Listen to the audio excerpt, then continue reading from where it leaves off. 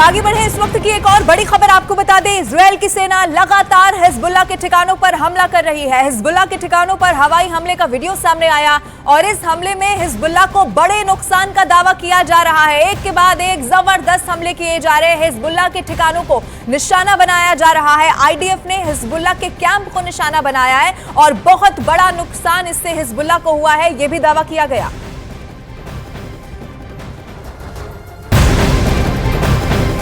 Israel और Hamas के बीच 15 दिनों से भीषण जंग लगातार जारी है। इसी बीच आईडीएफ ने इस जंग में 1000 से ज्यादा आतंकियों को मार गिराने का दावा किया है। इजरायल की सेना का दावा यह है कि इस युद्ध में अब तक हमास के दर्जनों नेता भी मारे जा चुके हैं और इसे बहुत बड़ी कामयाबी के तौर पर इजरायल जरूर देख रहा है।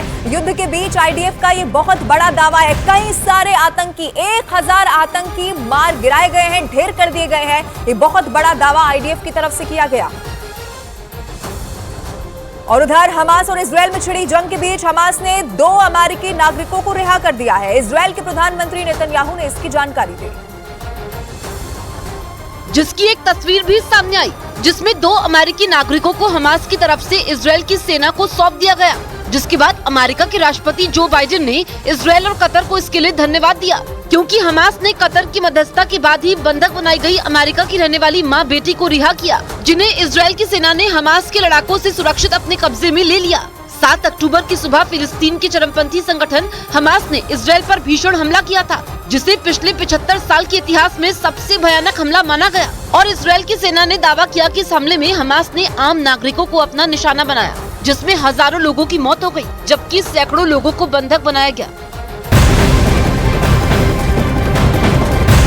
इजरायल हमास युद्ध पर नेतन्याहू का बहुत बड़ा बयान सामने आया। इजरायल के प्रधानमंत्री के ऑफिस से आए बयान में साफ तौर पर कह दिया गया कि उनका लक्ष्य हमास को खत्म कर देना है। और इसी बात को एक बार फिर से दोहराते हुए नेतन्याहू दिखाई दिए। जो कसम उन्होंने 7 अक्टूबर को खा ली थी, एक बार फिर से उसे दोहराया और कहा कि उनका लक्ष्य हमास का नामो निशान मिटा देना है, हमास को खत्म कर देना है।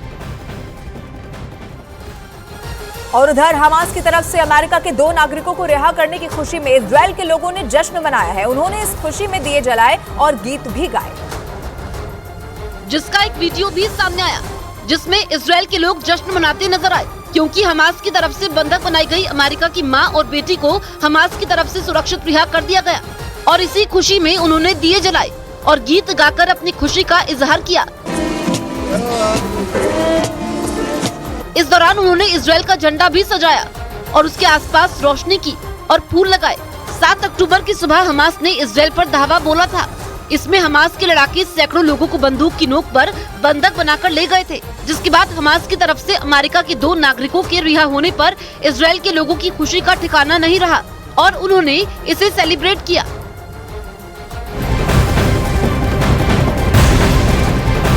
और लेबनान बॉर्डर पर हुए हमले में इजरायल की सेना पर बड़ा हमला हुआ है। हिजबुल्लाह के आतंकियों ने आईडीएफ के कैंप पर हमला किया।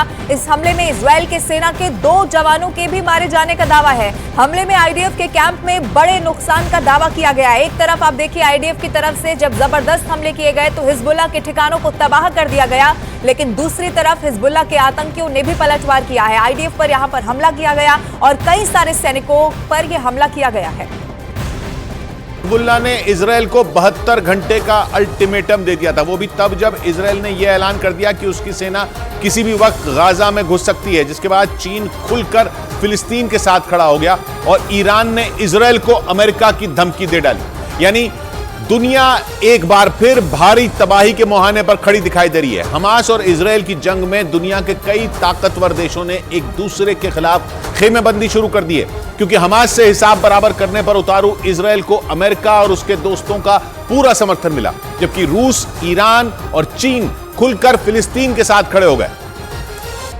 जिसका सीधा मतलब यह हुआ कि दुनिया 2 धड़ों में बंट सकती है, क्योंकि यूक्रेन जंग के बाद अलग थलग पड़ चुके रूस और चीन ने इजरायल और हमास की जंग का रुख ही मोड़कर रख दिया। वो खुलकर गाजा में इजरायल के हमलों में मारे जा रहे लोगों के लिए बोलने लगे, जिसने फिलिस्तीन समेत पूरे पश्चिम एशिया में उनकी पकड़ मजबूत कर दी और बाइडेन देखते रह गए। और यही नहीं, बाइडेन की फिलिस्तीन और जॉर्डन की मनाने की कोशिशों पर भी पानी फिर गया, क्योंकि इन देशों के नेताओं ने बाइडेन से मिलने से ही इनकार कर दिया। यानी तीसरे विश्व युद्ध का माहौल तक बन सकता है। क्योंकि इजराइल के साथ वो देश खड़े हैं जिन्होंने यूक्रेन जंग में रूस के खिलाफ मोर्चा खोला था, यानी अमेरिका, ब्रिटेन, यूरोप, दक्षिण कोरिया, जापान और ऑस्ट्रेलिया। जबकि फिलिस्तीन के साथ रूस, चीन और करीब करीब पूरा पश्चिम एशिया खड़ा है, जिनमें सऊदी अरब, ईरान, जॉर्डन, लेबनान और मिस्र जैसे मुस्लिम देश शामिल हैं। मुस्लिम देशों की नाराजगी का अंदाजा इजराइल से आई एक और खबर से लगाया जा सकता है। इजराइल के मीडिया ने दावा किया कि 2 दिन पहले बाइडेन की यात्रा के दौरान फिलिस्तीन के राष्ट्रपति महमूद अब्बास ने उनसे फोन पर भी बात करने से इनकार कर दिया था। बाइडेन 2 दिन पहले इजराइल के दौरे पर गए थे, जहां से वो जॉर्डन जाने वाले थे और वहां उनकी मुलाकात महमूद अब्बास से होनी थी, लेकिन बाद में यह पूरा कार्यक्रम ही रद्द हो गया था। जिसके बाद दावा है कि बाइडेन ने महमूद अब्बास से फोन पर बात करनी चाहिए, लेकिन फिलिस्तीन के राष्ट्रपति इसके लिए भी तैयार नहीं हुए थे। इधर हमास से 15 दिनों से जारी जंग के बीच इजराइल की सेना का बड़ा बयान सामने आया। आईडीएफ ने कहा कि हमारी सेना हमास को जवाब देने के लिए पूरी तरीके से तैयार है। हमास और उसके आतंकवादियों को हर हाल में खत्म करना बहुत जरूरी है। इस बात को एक बार फिर से इजराइल की सेना की तरफ से दोहराया गया।